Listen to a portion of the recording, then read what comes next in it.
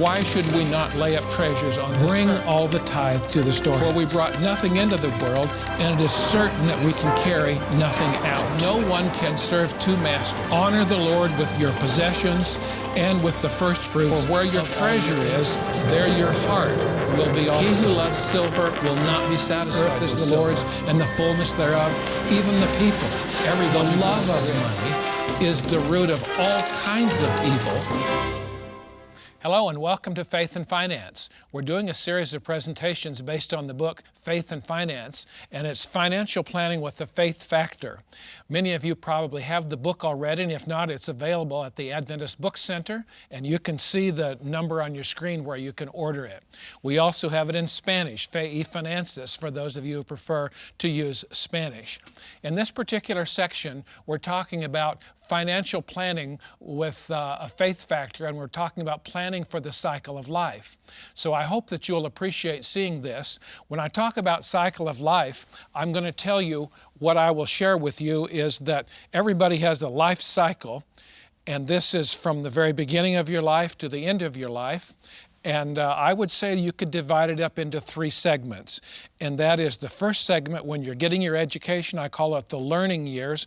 The middle part of your life when you're earning, and that's the earning years, and finally the returning years. Now the interesting part is if you get a good education and you plan your life, most of the other part will flow along nicely.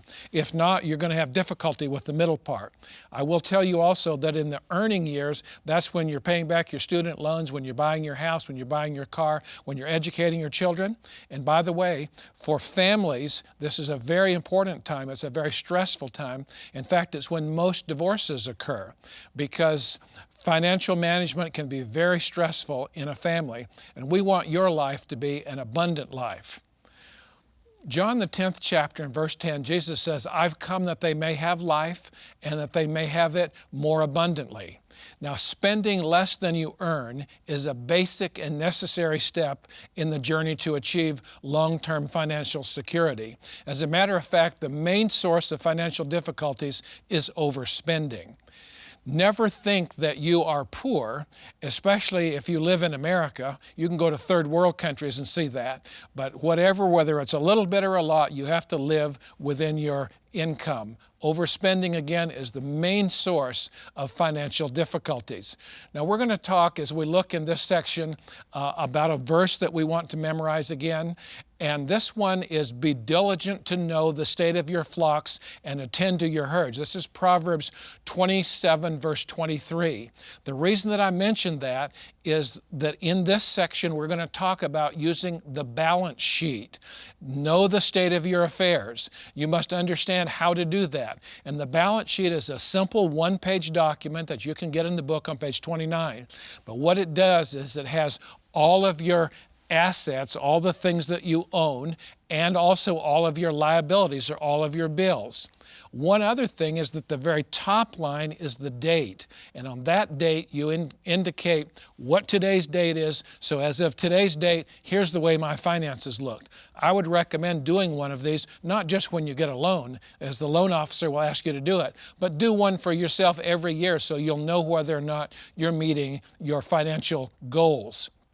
The balance sheet is used to determine the state of your personal finances. So it's a basic guideline sheet, and you can add lines as you need it if you have more assets or more liabilities than there are lines for, and you don't have to fill in every line. But the bottom line is what your net worth is. So you can subtract your liabilities from your assets, and that answer is your net worth. Unfortunately, some of you will find out that you have a negative net worth. You actually owe more than you own. But don't be discouraged. If you plan your life properly, you can turn that around, and later in your life, you'll begin to see a positive flow there, and that will be good for you to see. Now, you want to have financial goals in your life. For example, once you do your balance sheet, you can see what your debts are. And you could say, well, by this time next year, we're going to have the car paid off. Or we're going to get to a position where we can pay off all of our credit cards and then pay them off as we go month by month. Those goals are very important because without a financial plan to live, people just live from paycheck to paycheck, which is the equivalent of what I call existence lifestyle, which leads many many people to despair. Many of you are aware that recently Bernie Madoff had this big Ponzi scheme. More than 5,000 people were defrauded of their assets, and I'm talking about lots of them. Some wealthy people and wealthy institutions, $65 billion of assets were lost. And the reason I'm telling you that leads to despair, when people lose money, a number of Bernie Madoff's former clients have committed suicide. What I want you to understand is that we do not want to despair. Couples and singles should establish short and long-term financial goals and then develop some kind of a plan for reaching those goals. And in the book, there's good information about how to do that. Fortunately, I want to determine what values are, and I want you to understand that we're defined not just by our family situation, whether we're married or single or with or without children. We're also defined by our values, which shape our goals. These values are the ideas and principles that we consider correct and desirable and important. The Bible indicates a passage that was common to us in 1 Corinthians 10:31. Therefore, whether you eat or drink or whatever you do, and that would include the management of our money, of course, and that is, we should do it all to the glory of God. So daily living habits and financial choices, your employment situation probably affects them most. Your income level, your business associates, and your available leisure time are a direct result of the work that you do. So I want to talk to you a little bit about work, and I think that it will be valuable for you to understand education and career choice. Many people working today actually go to college and then end up working in a field that has nothing to do with their education. But I want you to know that if you plan properly, you'll have a better financial base upon which to work. We understand now, with studies that were done in 2004, that if you just graduate from high school, in your entire 40 years of work as a full-time worker, you're going to make about $1.4 million. If you graduate from college, that will go up to $2.2 million, almost $2.3, nearly twice as much as if you didn't graduate from college. And professional people earn about $100,000 a year in America. That would mean $4 million. Now, if you want something interesting, let me share this with you, and that is recent studies for 2008 show that the average worker, full-time worker, $31,600 in America. If you're a full-time professional person, you're earning about $100,000 a year, and in your entire career, you'll make about $4 million. Why a number of people, many people, I would say most people, were upset with the big bonuses on Wall Street. Some bankers got $40 million as a bonus for 1 year, which is 10 times what a professional person would earn in his entire lifetime. So you see, it's not very practical to get these huge bonuses compared to the average person. Studies show that the majority of college graduates end up working in a field that has very little to do with the degree that they received. So I'm going to give you what I would consider to be a wise plan for young people.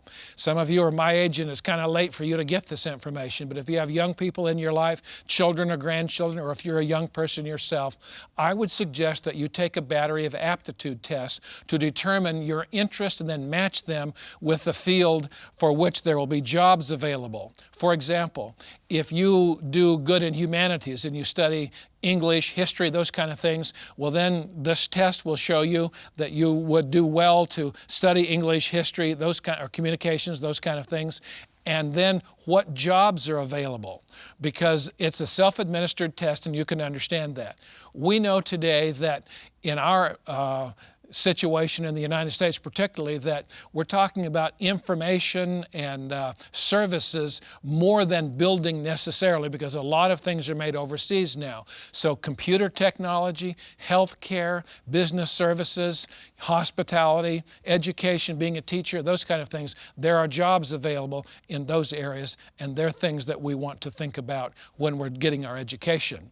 Because Now we understand that private education is $20,000 to $30,000 a year, and it would be certainly a waste of money to go into something where there would be no job when you were finished. So I certainly encourage people to make sure that they're studying in a field, and particularly if you get student loans, because we'll talk about student loans later, how and when to get a student loan and how significant they are in your life. So saving, investing for the future reduces the amount of money that you can spend now on expenses and entertainment. However, there has to be an income stream even when you can't work for yourself and when you can no longer be able to work, and that's where planning ahead can really be a valuable thing for you. So these documents are in the book Faith and Finance, but I'm going to tell you there's a number of documents that you should have.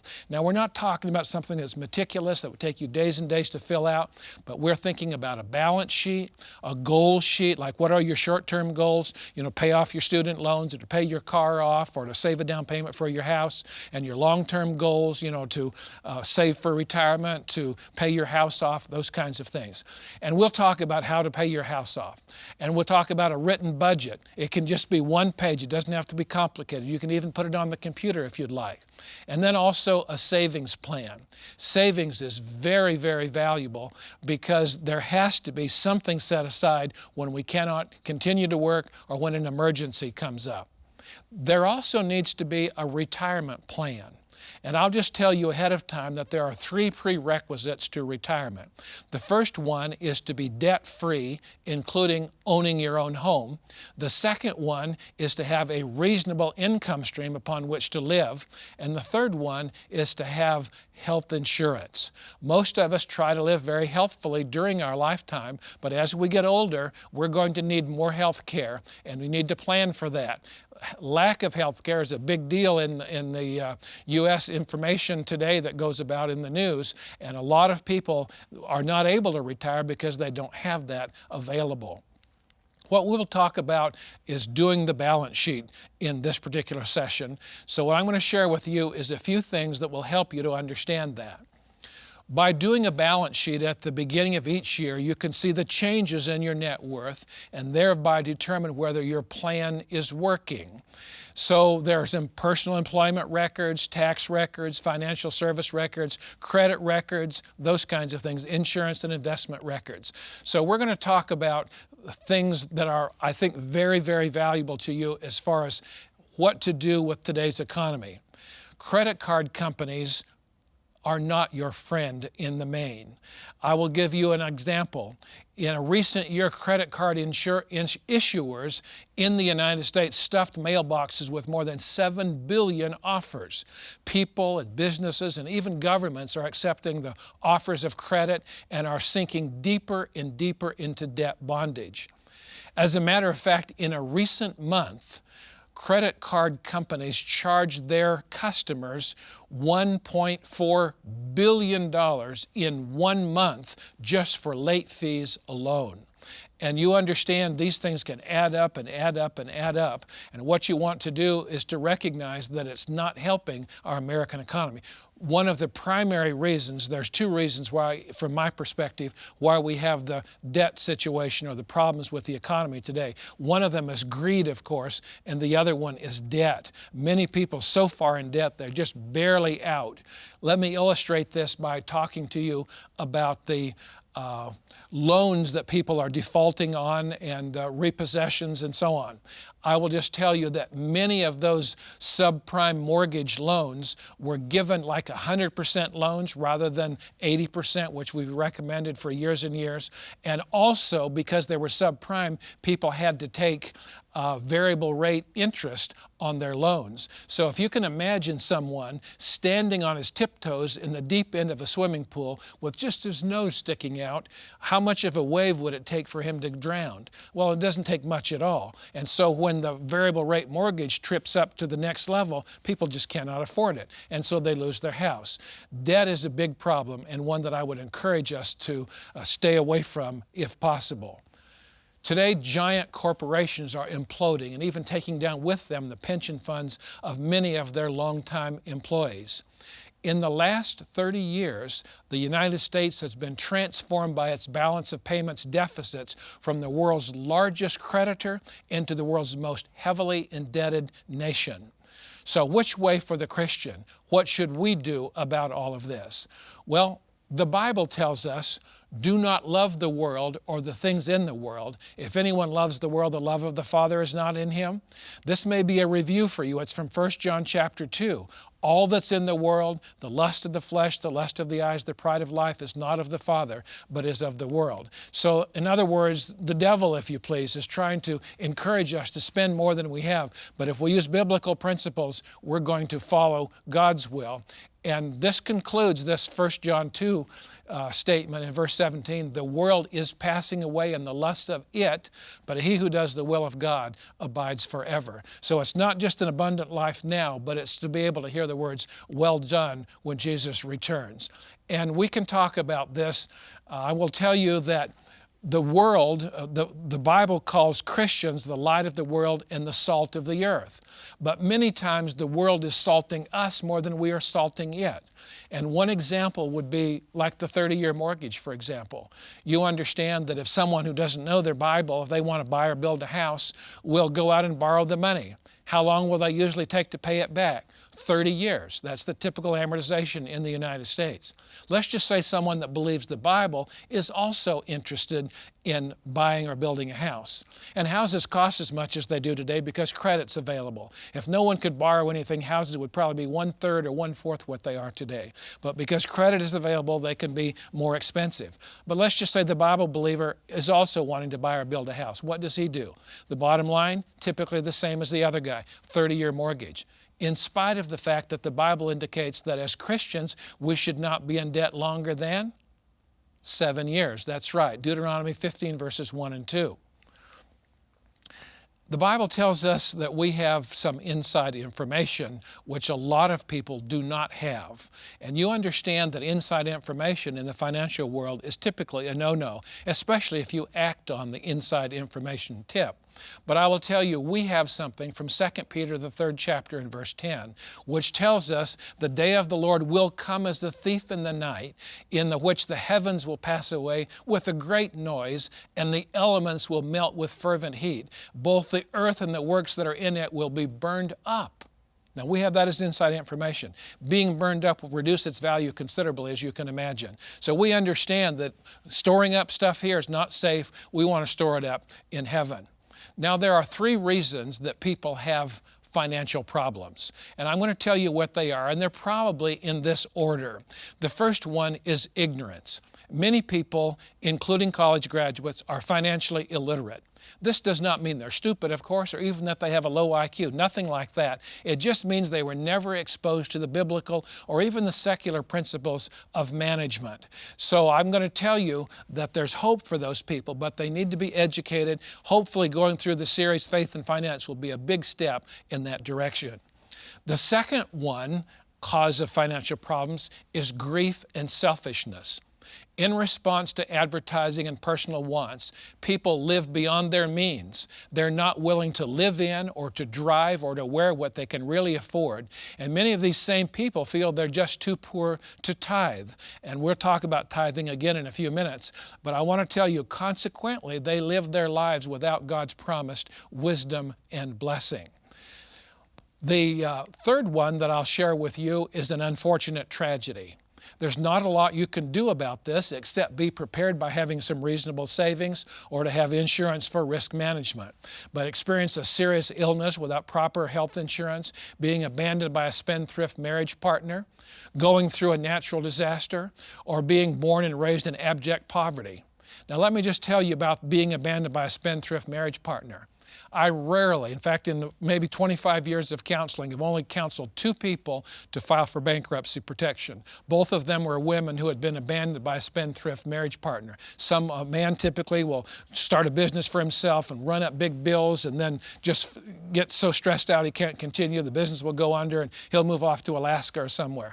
And there's no way the lady could ever pay that off, even though the creditors may come after her. So that's the kind of thing we're talking about. By the way, typically it is men who busts the budget.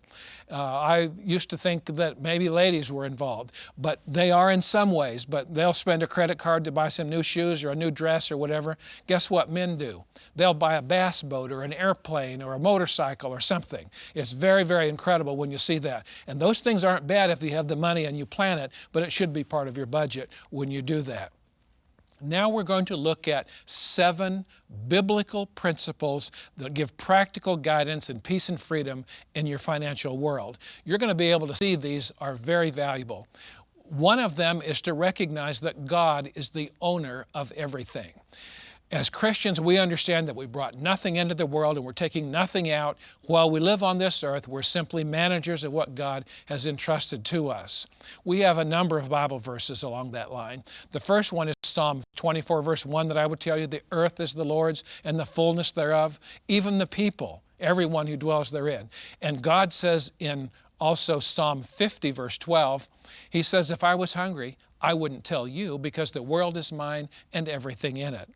One of my favorites in this area is 1 Chronicles 29, 13, and 14, where King David was going to build a beautiful house for God. We're talking about something really, really awesome. Actually, we know that Solomon's temple, which it later became known as, was one of the wonders of the ancient world. But when David got all the building materials together, and most of it cut out and numbered, ready to be built by his son Solomon, he called Israel together and asked them to celebrate with him and to thank God for the blessings. So David has this big prayer, and it's recorded in 1 Chronicles 29, 13, and 14. He says, now we thank you, our God, and we praise your name that we're able to offer so willingly as this. But who am I and who are my people that we should be able to do this, because all things come from you and we're just giving you back your own stuff. The second point is that God and His wisdom and counsel must take first place in our lives. Now, many of us have good educations and we understand what we can learn from that and so on, but I will just tell you that Proverbs, the 3rd chapter, verses 5 to 10, talk about in everything you do, put God first. Don't be wise in your own eyes, but follow God's counsel, and then He'll bless you. Instead of that real simplistic question, what would Jesus do? We ask, for example, what is His counsel in this area of my life? And God says if we put Him first, that He will provide for us the needs that we have. And another text for that would be Matthew 6 and verse 33.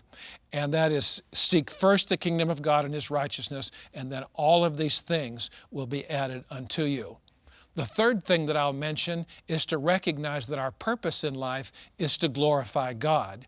And that is not just to accumulate. People who do not have a Christian perspective may think that accumulation of stuff is the big goal.